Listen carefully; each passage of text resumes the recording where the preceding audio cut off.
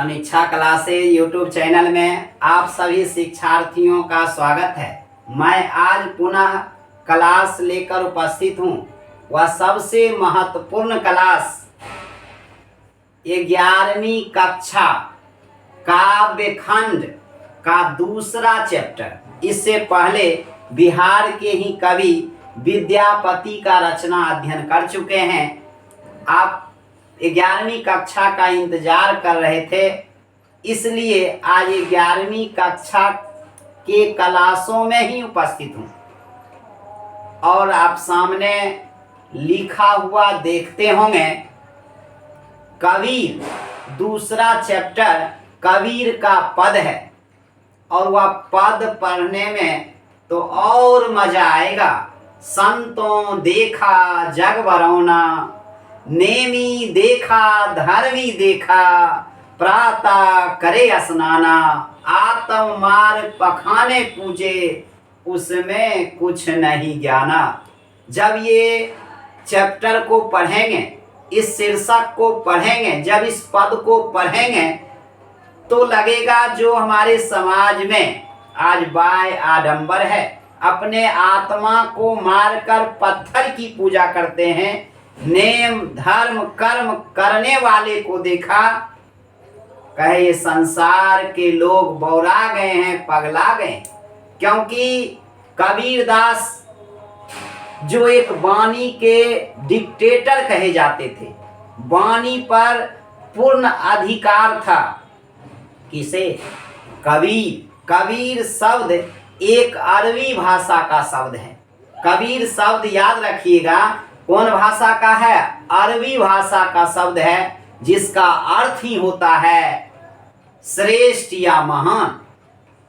कबीर का अर्थ होता है श्रेष्ठ या महान। अगर आपसे पूछ दिया जाए कबीर किस भाषा का शब्द है, तो अरबी भाषा का शब्द है। कबीर का अर्थ ही होता है श्रेष्ठ या महान। अगर शिक्षा दीक्षा की बात करते हैं तो स्वयं ये निरक्षर थे, पढ़े लिखे नहीं थे, साक्षर नहीं थे, तब पर भी इनके वाणी पर अधिकार था। और इसलिए डॉक्टर हजारी प्रसाद द्विवेदी ने इन्हें वाणी का डिक्टेटर कहा है। किस कवि को? कबीर अर्थात संत कवि कबीरदास, संत कबीरदास, जो कि निर्गुण भक्ति धारा के कवि हैं, सगुण नहीं, निर्गुण भक्ति धारा के कवि। भक्ति कालों में सगुण और निर्गुण भक्ति धारा दो भाग में था। तो निर्गुण भक्ति धारा के कवि, जिसने कभी कागज और कलम को छुआ तक नहीं, तो फिर रचना इन्हें ये बोलते थे। और इनके जो उत्तराधिकारी हुए अर्थात धर्मदास, इनकी रचनाओं को शबद, रामायणी और साखी को बीजक में संग्रह करने का काम किया।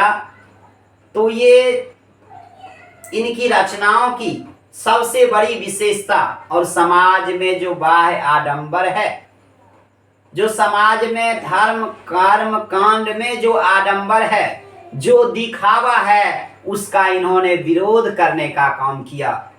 और इनके वाणियों को सुनकर वह हिंदू के पुरोहित हो या इस्लाम धर्म के मानने वाले में, मुसलमानों में जो मुल्ला हुआ करते हैं, वो इनके वाणी से तिलमिला उठते थे। और ये सबसे बड़ा मानव सेवा ही सबसे बड़ा धर्म मानते थे। कबीर किस भाषा का शब्द है? तो अरबी भाषा का शब्द है, जिसका अर्थ ही होता है महान या श्रेष्ठ। 11वीं कक्षा दूसरा चैप्टर कबीर के पदों का अध्ययन करेंगे। उन पदों से पहले हमें कवि का परिचय बेहतरीन ढंग से जानना जरूरी है। क्योंकि जब आप बहुवैकल्पिक प्रश्न बनाते होंगे तो पूछता है किस शाखा के कवि थे, किस धारा के कवि थे, किस काल के कवि थे, इनके गुरु कौन थे, ये इन किनके शिष्य थे, ये किनके समकालीन रहे थे, ये सब प्रश्नों और सभी तथ्यों को आज जानेंगे। सभी प्रश्नों और तथ्यों को जब जान जाएंगे तो निश्चित रूप से हर प्रश्नों का जवाब बिना रटे हुए आप जवाब दे सकते हैं। तो शुरू करते हैं कबीर का जीवन परिचय। बहुत सारी किंवदंतियों को जानेंगे। जन्म के बारे में भी जो है सही जानकारी प्राप्त नहीं है, अनुमानित ही माना गया है। कहीं आप 1399 अभी जैसे कि जिस किताब को पढ़ा रहे हैं Bihar text book, Bihar board का किताब, उसमें दिया हुआ है 1399। अगर इसमें 57 जोड़ते हैं संवत विक्रमी में निकल जाएगा ईस्वी। 57 घटाएंगे तो ईस्वी सन और 57 जोड़ेंगे तो संवत विक्रमी। ज्येष्ठ पूर्णिमा सावन भादो आश्विन कार्तिक अगहन पूस माघ फागुन सुने होंगे। ज्येष्ठ पूर्णिमा के दिन संवत विक्रमी में अगर इसमें 57 जोड़ देते हैं तब आपको जो है 1456 आ जाएगा।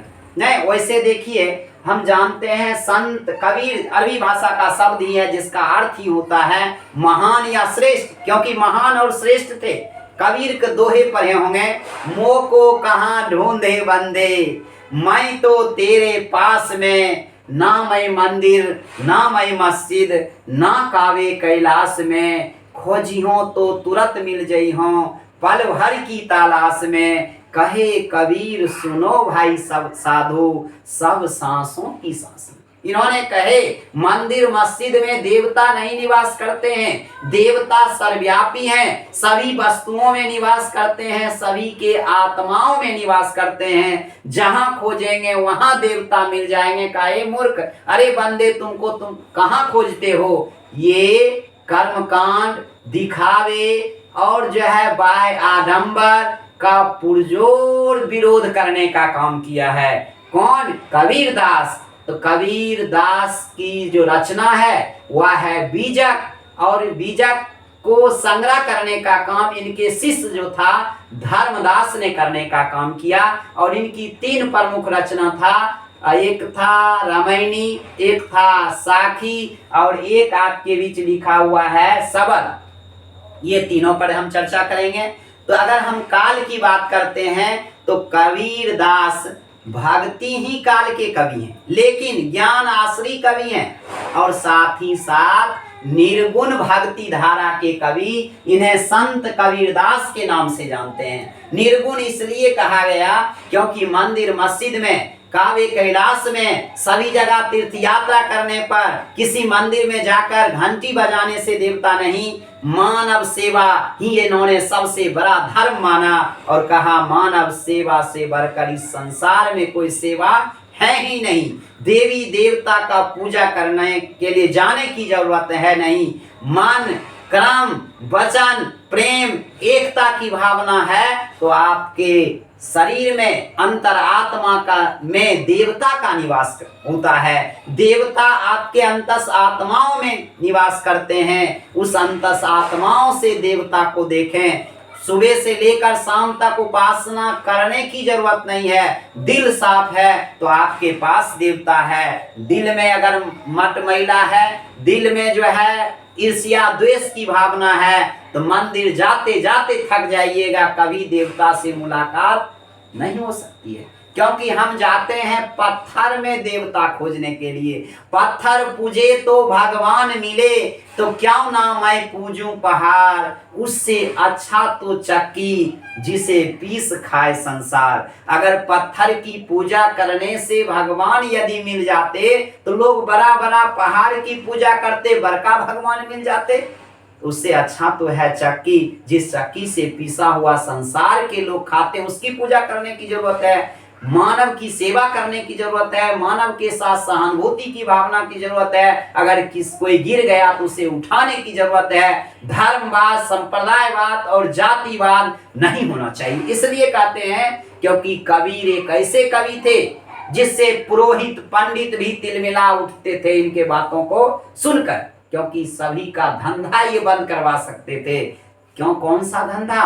पंडित जी जो पूजाते हैं, जो बाय आडंबर के बारे में बताते हैं। पिताजी मर गए हैं तो आप छत्ता दान कर दीजिए, पिताजी मर गए हैं तो खटिया दान कीजिए, पिताजी मर गए तो 14 वो बर्तन दान कर दीजिए। इससे क्या पिताजी का आत्मा को शांति मिल सकता है? वो तो मर गए, वो तो जल गए, वो तो नहीं तो जला दिया। लेकिन हम बाह्य आडंबर के पीछे पड़ करके मरने के पश्चात उनकी आत्मा के शांति के लिए 2-3 बीघा जमीन बेचकर भी भोज करवा देते हैं। इसका ये पक्षधर नहीं थे, कहा सहयोग करते हैं, सहानुभूति करते हैं। माता पिता को यदि खिला दिए जो खाना था और वो अगर खिला देते हैं उसको, उनको तो उसी से शांति। क्या मर जाने के बाद, दफनाने के बाद, जलाने के बाद क्या शांति मिल सकती है? नहीं।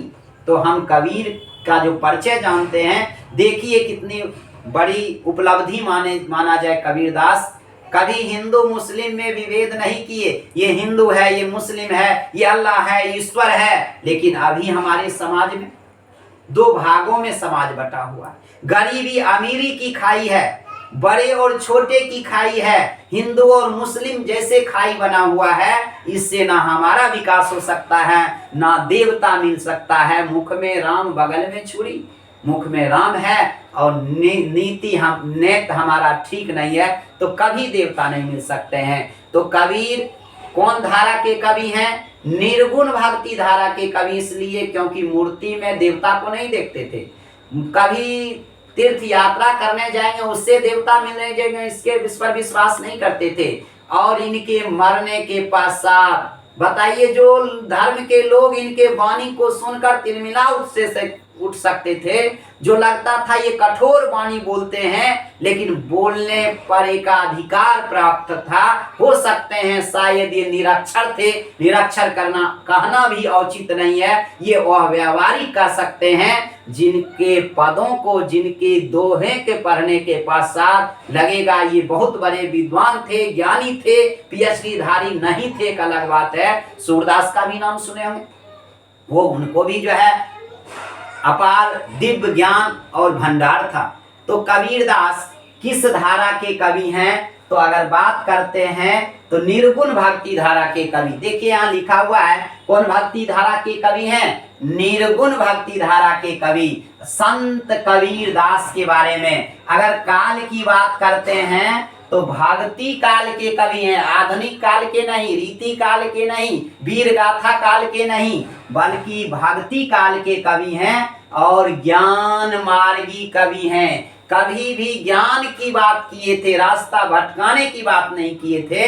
ये ज्ञान मार्गी कवि हैं, निर्गुण भक्ति धारा के कवि हैं और भक्ति काल के कवि हैं। कबीर कौन भाषा का शब्द है? अरबी भाषा का शब्द है, जिसका अर्थ होता है महान या श्रेष्ठ।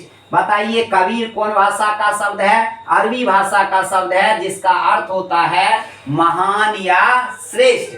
अब इनके जन्म के बारे में जानते हैं। उत्तर प्रदेश, यूपी का नाम जरूर सुने होंगे, जहां के मुख्यमंत्री योगी आदित्यनाथ हैं। अयोध्या मंदिर भी सुने होंगे। उत्तर प्रदेश, काशी का नाम सुने होंगे। वाराणसी का नाम कौन नहीं जानता होगा? वाराणसी हिंदू विश्वविद्यालय के नाम से प्रसिद्ध है। तो देखिए क्या है, काशी में, जो कि वाराणसी के नाम से भी जानते हैं, काशी कहिए या वाराणसी कहीं होगा चर्चा, नहीं तो काशी होगा, जो कहाँ है? उत्तर प्रदेश में। 1399 भी और कहीं कहीं पर आपको मिलेगा 1398। इसलिए क्योंकि ये 1399 भी कहेंगे तो उचित इसलिए है कि निश्चित नहीं है, अनुमानित है। अनुमानित है 1399 या 1398, लेकिन अभी जो बुक जो पढ़ा रहे हैं उसमें है 1399। कहीं आपको साहित्य अगर पढ़िएगा तो वहाँ 1398, लेकिन आप यदि 11वीं परीक्षा दीजिएगा तो आपको 1399 ही दिया हुआ रहेगा। तो बताइए जन्म इनका, कबीरदास का जन्म काशी में हुआ, जो कहाँ है? उत्तर प्रदेश में। और एक जुलाहा परिवार में जन्म लिए। जुलाहा परिवार में, इन जुलाहा परिवार के जो थे, इनके लालन पालन करने वाले थे। थोड़ा हटकर बात किया जाए, थोड़ा जन्म के बारे में बात किया जाए तो रामानंद इनके गुरु थे और एक विधवा स्त्री थी। उस विधवा स्त्री से ही इनका जन्म हुआ। ब्राह्मणी थी, ब्राह्मण कुल में जन्म लिए थे, ब्राह्मणी स्त्री थी, जिसने तालाब या सरोवर के किनारे इन्हें लोक लज्जा के कारण, सोचिए जिस स्त्री को पति ना हो अगर उसे संतान हो जाए तो समाज में अपने समाज आज वो सब कमियों को देखने का काम करते हैं। समाज में मुंह दिखाने लायक नहीं रहेगा, क्योंकि पति का होना संतान उत्पत्ति के लिए जरूरी है। लेकिन ब्राह्मणी जो थी उनके गर्भ से पैदा लिए कबीरदास, और वे कबीरदास को लोक लज्जा के कारण वह स्त्री ने तालाब सरोवर के किनारे छोड़कर चली आई, त्याग दी संतान को। किसको? कबीर को। कभी ये नहीं जानती थी ये कबीर जिसको हम त्याग करा रहे हैं ये इतना बड़ा महान हो सकते हैं, वाणी के डिक्टेटर कहे जा सकते हैं, जिन्हें वाणी पर पूरा अधिकार हो सकता है, रामायणी शबद और साखी जैसे रचना कर सकते हैं। इनके गुरु थे रामानंद। और लेकिन कहीं कहीं पर मुस्लिम जो धर्म के मानने वाले हैं और मुस्लिम संप्रदाय के लोग जो हैं, इन्हें माना जाता है, जो मुस्लिम भक्त शेख तकी का शिष्य माना, जो मुस्लिम भक्त है उसे कबीर को शेख तकी का शिष्य मानते हैं। तो बताइए इनका जन्म कहाँ? काशी में, जो कि उत्तर प्रदेश में। कौन परिवार में? जुलाहा परिवार। जो इनका वृत्ति या रोजगार या व्यवसाय बुनकरी का काम होता है, बुनकरी का काम करते थे जुलाहा परिवार में। वैसे तो कहा जाता है ब्राह्मणी स्त्री ने इन्हें सरोवर तालाब के किनारे त्याग दिया, जो क्योंकि विधवा स्त्री से ये संतान पैदा हुआ था। और ऐसा भी कहा जाता रामानंद के कृपा से ऐसा आशीर्वाद दिया गया जिन्हें विधवा स्त्री को भी संतान पैदा हुआ। तो देखिए क्या है, अगर मृत्यु की बात करते हैं तो 1518 ईस्वी में, जो कि ये भी उत्तर प्रदेश में जिला है बस्ती, वहीं पर एक जगह है मगहर। काशी में जन्म लेना श्रेष्ठ लोग मानते हैं। काशी में ही सत्यवादी राजा हरिश्चंद्र भी बिकने गए थे। काशी श्रेष्ठ माना जाता वहां जन्म लेना। लेकिन समाज के लोग, पंडित पुरोहित, समाज के सभी लोग ऐसा कहते थे जो मगहर में मृत्यु होने से लोग नरक चले जाते हैं। बताइए, जिंदा में ही तो स्वर्ग और नरक है, मर जाने के बाद अब स्वर्ग नरक का तो अनुभव ही नहीं हो सकता है। बताइए स्वर्ग नरक कहाँ है? इस धरती पर है। आपके जीवन में शांति है तो स्वर्ग है, अगर अशांति है तो नरक है। क्योंकि स्वर्ग नरक की बात करने वाले अगर कह रहे हैं तो जो आज तक गया है ऊपर वह लौट कर आया नहीं, और जो यहाँ है वह कभी पहुंच नहीं सकता है वहां तक। किसे पता है? जो गया तो उसको बताने के लिए तो आना चाहिए। स्वर्ग में दुकान है, स्वर्ग में जो है नाश्ता पानी का दुकान है, वो गया तो लौट कर अभी नहीं आया तक नहीं, और जो जिंदा है वो पहुंच नहीं सकता है। तो स्वर्ग और नरक है कहाँ? कहा मगहर में मृत्यु होना अशुभ माना जाता है। ये जो आडंबर लोगों में था, ऐसी जो धारणाएं लोगों के मन में बन गया था, उस धारणाओं को खत्म करने के लिए ये जाकर निवास किए। कहां पर? मगहर, जो जिला बस्ती, जो कि उत्तर प्रदेश में है। कहा हम वहां मरते हैं, क्या हम नरक जाते हैं या स्वर्ग जाते हैं? आप लोग देख लीजिए, नरक या स्वर्ग है। आज अमर है तो स्वर्ग में है, जिसका नाम और निशान मिट गया वह नरक में है। तो बताइए मगहर में किनका मृत्यु हुआ? अशुभ जगह माना जाता था, इसलिए वहीं जाकर रह कर मरेंगे तो हम मगहर में ही मरेंगे। और कब मरे? 1518 ईस्वी में इनका निधन हुआ, इनकी मृत्यु हुई, इनके देह का अंत हुआ, देहांत हुआ 1518 ईस्वी में उत्तर प्रदेश राज्य के बस्ती जिला में। कब? 1518 में। कहाँ? मगहर में। और देखिए जब इनका निधन होता है तो बताइए, श्राद्ध कर्म करने के लिए बेटा तो भागता है पीछे, बाप रे हमारी जमीन बिक जाए, बाबू श्राद्ध करे खातिर का पैसा कहाँ से आनब, भोज भात कहाँ से करब, नहीं, ये सब मन में लोगों को उत्पन्न होता है। लेकिन हिंदू भी और मुस्लिम इनके सब लहास को जलाने और दफनाने के लिए विवाद पैदा हो गया। ये इनका जब निधन होता है तो हिंदू का कहना था कबीर हमारा आदमी है, क्योंकि हिंदू मुस्लिम कभी विभेद नहीं किए। कबीर भी कबीर को मुस्लिम भी श्रेष्ठ मानते थे, हिंदू भी लोग श्रेष्ठ मानते थे, और इनकी रचना से लोग प्रभावित थे, इनके बातों से लोग प्रभावित थे। हिंदू मुस्लिम दोनों संप्रदाय के लोगों ने इनके मरने के पश्चात, इनके निधन के पश्चात दोनों लड़ गए और कहा हिंदू इनके शव को मैं जलाऊंगा, मुस्लिम का कहना था कबीर दास को हम दफनाएंगे। लेकिन देखिए ऐसा होता है, इनके शव पर लाश पर चादर उठाया हुआ था। ये मरने के बाद भी विवाद होने, पहले भी धर्मवाद नहीं था, पहले भी लोगों में ऊंच नीच की भावना नहीं था और प्रेम एकता देखना चाहते थे। कहे हमारे लाश पर अगर झगड़ा हो तो ये भी ठीक बात नहीं है। चादर उठाया हुआ था और चादर से लाश विलुप्त हो गया और उसके अंदर चादर हटाया गया तो एक फूल मिला। फूल हिंदू के लिए भी उतना ही सम्मानित है और इस्लाम को मानने वाले, अल्लाह इस्लाम धर्म को मानने वाले, अल्लाह को मानने वाले, उनको भी उतना ही सम्मान करता है फूलों को। तो आधा फूल ले लिया मुस्लिम, आधा ले लिया हिंदू, अपने अपने रीति रिवाज के अनुसार मुस्लिम ने दफनाया, हिंदू ने जलाया, जो रीति रिवाज था। तो बताइए इतने बड़े ज्ञानी थे जो सब लोग इनको चाहते थे। निधन कब हुआ? 1518 ईस्वी में। कहाँ हुआ? मगहर में हुआ। मगहर इसलिए जाकर, चाहे जो हमारी मृत्यु हो, लोगों की धारणा जो गलत बैठा हुआ है वो धारणा लोगों को खत्म हो। मरने के बाद जगह मायने नहीं होता है, इस जगह मरेंगे तभी ये स्वर्ग होगा, इस जगह पर मरेंगे तो क्या जन्म लेने का कोई शुभ दिन होता है? शादी विवाह यदि लोग करते हैं तो पंडित जी से दिन दिखाते हैं, देखिए कौन महीना में शादी होनी चाहिए, कौन नक्षत्र में होनी चाहिए, कौन ग्रह नक्षत्र है। अब बताइए सब दिखाकर अगर शादी की बात करते हैं, दिन दिखाकर लोग चले तो सब काम प्रत्येक दिन का संभव नहीं है।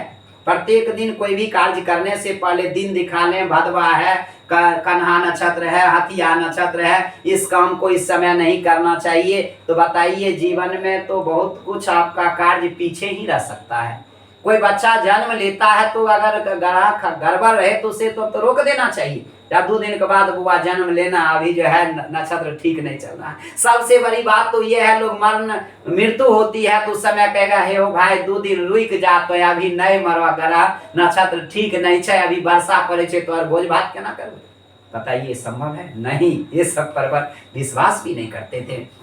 तो देखिए क्या है, इनके माता और पिता की बात करते हैं। ये प्रतिपालक, पालन पोषण करने वाले माता पिताजी हैं, जो वृत्ति इनका रोजगार बुनकरी का था। अब देखिए माता है नीमा, माता है नीमा और पिता है नीरू। माता नीमा, पिता नीरू। यहाँ माता पहले है इसलिए नीमा, पिता यहाँ लिखा हुआ है इसलिए नीरू। वृत्ति, रोजगार, व्यवसाय, बुनकरी का काम। गरीब परिवार में थे, दलित परिवार में थे, जिसमें जो है आर्थिक स्थिति उतना ठीक नहीं था। त्यागा हुआ पुत्र को ग्रहण करने वाला नीमा और नीरू। अब देखिए पत्नी थी लोई, गजब का नाम है बेटा का, एक कमाल और एक कमाली। संतान का नाम कमाल मने बेटा अर्थात पुत्र अर्थात तनय, और कमाली मने पुत्री। तो बेटा इनका संतान, बेटा था कमाल और बेटी थी कमाली। आप देखिए शिक्षा दीक्षा की बात करते हैं, ये निरक्षर थे। ये स्वयं कहे मैं निरक्षर था, पढ़ा लिखा नहीं, साक्षर नहीं, तो लिखे मसी कागज छुओ नहीं, मैंने कभी कागज को छुआ नहीं, स्पर्श नहीं किया। मसी कागज छुओ नहीं, कलम गयू न हाथ, मैंने तो कागज को कभी छुआ नहीं और मेरे पास कभी कलम हाथ में आया नहीं। तो बताइए साक्षर कह सकते हैं? कभी कागज हाथ में नहीं गया और ना कभी कलम हाथ में आया, तो ये निरक्षर थे। लेकिन लोक ज्ञान था, दिव्य ज्ञान था, और जो है सत्जनों के संगति में रहकर गुरुओं से दीक्षा प्राप्त करने के पश्चात इन्हें जो है विशेष ज्ञान की प्राप्ति हुई। कहता है वे कागज लेखी वो कागज पर लिखे हुए चीजों पर जगह पर विश्वास नहीं करते थे, आंखन देखी को तरहीज देते थे और आंख से देखे हुए चीजों पर विश्वास करते थे। यानी कि कागज में जो लिखा हुआ है, जो इस दीवार में, इस बोर्ड में भगवान निवास करते हैं, इस पर कुछ चढ़ा दीजिए, ऐसे नहीं, आंख से दो देखे उसी पर विश्वास करते थे। संत कवि कबीर दास, जिनका जन्म काशी, निधन मगहर, दोनों उत्तर प्रदेश में ही है। काशी में जन्म हुआ, मगहर में मृत्यु। और ये निरक्षर थे, जिन्होंने स्वयं बताया है, मसी कागज छुयो नहीं, कलम गयो नहीं हाथ। मैंने कभी कागज छुआ नहीं, स्पर्श तक नहीं किया, और कलम कभी मेरे हाथ में आया तक नहीं। ये समकालीन की बात करते हैं तो दिल्ली के सुल्तान सिकंदर लोदी के समय के थे, समकालीन थे। अगर रचनाएं की बात करते हैं, एक रचना था साखी, जो कि दोहा छंद में लिखा हुआ है। एक था सवद, जो गै पद है, गाने वाला पद है। एक था रामायणी, जो कि रामायण की तरह चौपाई लिखा हुआ था। साखी, सवद, रामायणी किनकी रचना है? कबीर दास की रचना है। बीजक किनकी रचना? इसलिए रचना कहेंगे क्योंकि इन्होंने बोले थे, और उस बोलने वाले साखी, सवद, रामायणी को इनके शिष्य कौन थे? धर्मदास थे। उस धर्मदास ने बीजक में संग्रह करने का काम किया। तो बीजक के 3 भेद थे, 3 भागों में बटा हुआ था, एक साखी में, एक सवद में, एक रामायणी में। साखी दोहा छंद है, सवद एक गै पद है, गाने पर वाला पद, और रामायणी जो है आपको चौपाई का पद है।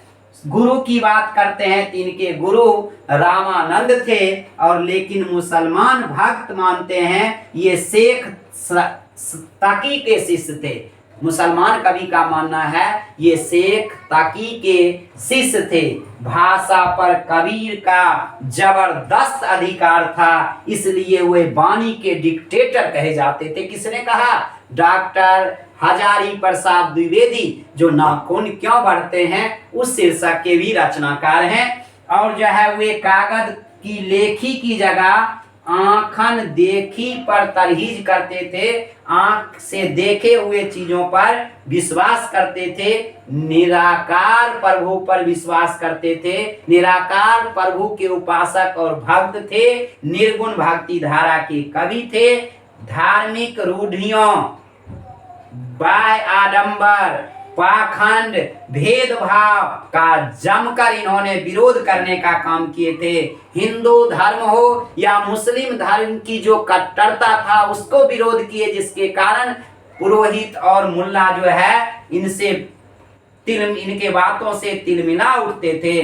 तो ऐसे कवि कौन? कबीरदास। इनके 2 पदों को अध्ययन करेंगे, 2 पद अध्ययन करेंगे। पहला पद में सांप्रदायिक जो भावनाएं हैं, जो बाह्य आडंबर है, उसका विरोध करने का पहला पद में इन्होंने काम किया है, जिसमें कुछ पद का अर्थ, पद थोड़ा हम बोलते हैं। कवि का परिचय खत्म, तो एक ऑब्जेक्टिव थोड़ा हो जाना चाहिए। पुत्र कौन? कमाल, पुत्री कमाली, पत्नी लोई, और जो है जन्म काशी उत्तर प्रदेश में 1399 या 1398।